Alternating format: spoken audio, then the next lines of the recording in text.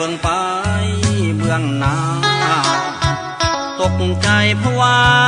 เห็นใบหน้าขาวมาเปิ้นเวินตกกระใจสงสัยสิเป็นสู้เพิ่นคันสิห้องอยากเอิ้นก็ย่านแต่เพิ่นบ่สนใจเฮาจุดหนึ่งที่เด่นอยู่ในใบหน้าหอยยิ้มนาจังแม่นท่าคอยอยู่บ่เศร้าลูกสาวไผน้อคงสิบ่เคยเหงายิ้มให้เบิ่งแด่น้องสาวยิ้มให้จากสาวนาทีคอยที่เอาหัวใจบันทึกแก้มน้องบันทึกห้อยแก้มบองของอีน้องไว้เป็นอย่างดี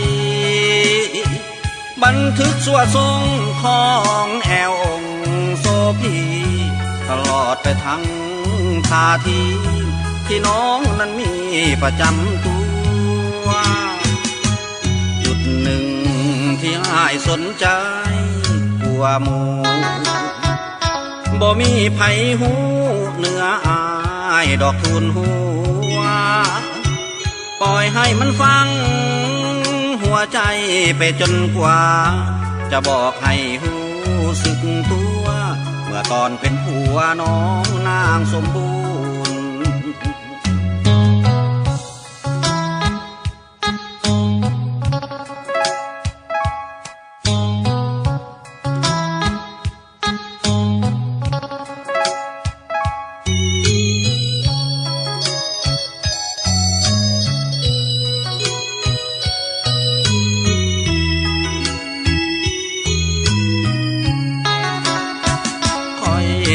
ที่เอาหัวใจ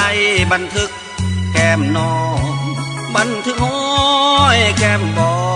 งของอีน้องไว้เป็นอย่างดี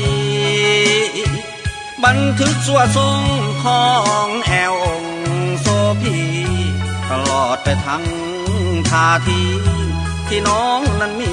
ประจำตัวจุดหนึ่ง